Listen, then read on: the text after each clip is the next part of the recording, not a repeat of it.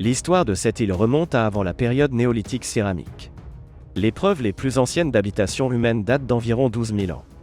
On pense que ces personnes vivaient aux côtés d'animaux nains, tels que l'éléphant nain et l'hippopotame nain, de taille similaire. Aujourd'hui, on dit qu'il y a plus de chats que d'habitants sur cette île. On l'appelle même parfois l'île aux chats. Bienvenue sur la chaîne YouTube Interesting Documentary, où je vais vous parler aujourd'hui de l'histoire intéressante de Chypre. Si vous souhaitez davantage de vidéos similaires, n'oubliez pas de vous abonner à notre chaîne. Et maintenant, bon visionnage. Les premières traces de vie humaine sur cette île datent d'environ 12 000 ans. On pense que ces personnes, ayant parcouru 300 à 400 km sur de petites embarcations en papyrus, pourraient être arrivées du Levant, qui comprenait les territoires du Liban, de la Syrie et d'Israël actuel. Les sites archéologiques de Chypre de cette période sont très similaires aux monuments de Palestine de la même époque. Les premiers habitants étaient des agriculteurs mais ne produisaient pas de peau en argile.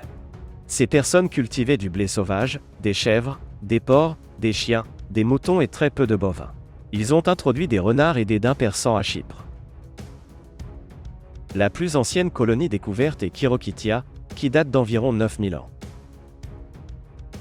Ce n'est pas seulement la plus ancienne colonie de Chypre, mais aussi l'une des plus anciennes colonies du monde entier.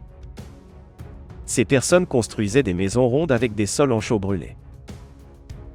Kirokitia était habitée par 300 à 600 personnes. Les habitants étaient de petite taille, les hommes mesuraient environ 1,60 m et les femmes environ 1,50 m. Leur espérance de vie moyenne atteignait 35 ans. Les défunts étaient enterrés sous les seuils de leur maison, parfois avec de la nourriture ou des objets domestiques placés dans les tombes. Le village de Kirokitia a été soudainement abandonné pour des raisons inconnues il y a environ 8000 ans, et il semble que quelque chose soit arrivé à toute l'île, car elle est restée presque complètement inhabitée pendant 1500 ans jusqu'à l'arrivée du groupe de personnes de Sotiro. En 2004, des archéologues travaillant à Chypre ont découvert un site funéraire humain datant d'environ 9500 ans. Après un examen plus approfondi, ils ont trouvé les restes d'un chat enterré à proximité, ainsi que des objets décoratifs. L'étude a conclu qu'une petite fosse ou tombe avait été délibérément creusée, dans laquelle le corps du chat avait été placé puis enterré. C'est l'exemple le plus ancien trouvé jusqu'à présent de l'étroite association des chats avec les premiers humains. On estime que ce squelette de chat est environ 4000 ans plus vieux que les premières représentations égyptiennes de chats. Les chats chypriotes d'aujourd'hui sont plus étroitement associés à un monastère appelé le Saint-Nicolas des chats.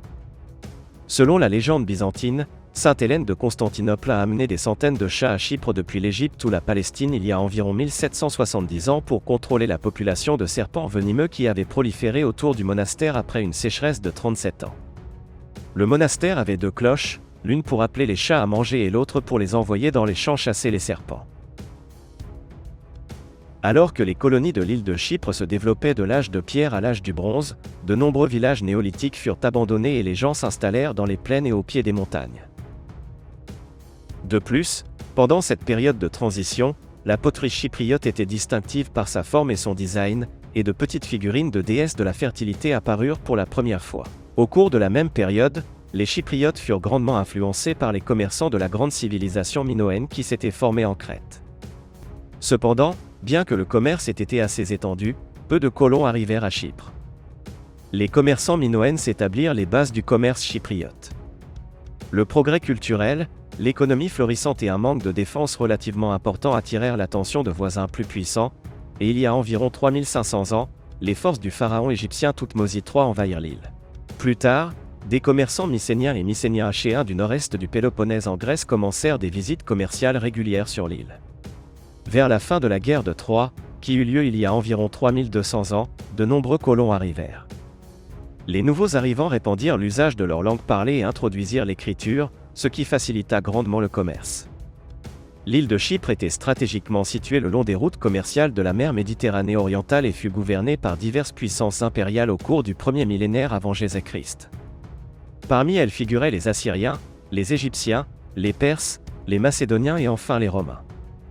Vers 40 avant Jésus-Christ, le général romain Marc-Antoine offrit l'île de Chypre à la reine égyptienne Cléopâtre. Lors de leur première rencontre avec Antoine, Cléopâtre s'habilla en Aphrodite, la déesse de l'amour et de la beauté, dans l'intention de séduire le général romain. Cléopâtre était transportée dans un carrosse, et ses serviteurs brûlaient de l'encens pour rendre son carrosse parfumé et séduisant. Le couple se rencontra dans le but de renforcer les liens politiques, mais tomba éperdument amoureux l'un de l'autre. Chypre fut offerte à Cléopâtre 2 fois au total, la première fois par Jules César, et la seconde fois par Marc-Antoine, jusqu'à l'effondrement de l'Empire égyptien, après quoi Chypre appartint de nouveau à Rome. En 1571, les Ottomans commencèrent à attaquer et occupèrent l'île de Chypre. Ils s'y établirent pendant un peu plus de 300 ans. Suite à la guerre russo-turque de 1877 à 1878, Chypre passa sous administration britannique. Bien que l'Empire ottoman ait continué à régner nominalement sur Chypre jusqu'en 1914, lorsque la Grande-Bretagne déclara la guerre à la Turquie pendant la Première Guerre mondiale. Avec la dissolution de l'Empire ottoman, Chypre devint une colonie de la couronne britannique. Sous la domination britannique, la liberté d'expression existait à Chypre, ce qui permit à l'idée d'union avec la Grèce de se développer. En 1955, le OKA fut fondé, dirigé par Georges Griva. Cette organisation visait l'union de Chypre et de la Grèce. Cependant, Chypre devint indépendante en 1960. Cette année-là, les Turcs représentaient 18% de la population de Chypre, mais dans le nouvel État, ils se virent accorder une part de pouvoir disproportionnelle importante. Le vice-président était turc, et 30% du Parlement était turc. Un article constitutionnel garantissait que les Turcs et les Grecs auraient des municipalités séparées dans les villes. La violence entre les deux groupes ethniques força les Nations Unies à déployer des casques bleus en 1964, et ils y sont restés jusqu'à ce jour. En 1974, des Chypriotes grecs, soutenus par la Grèce elle-même, organisèrent un coup d'État militaire.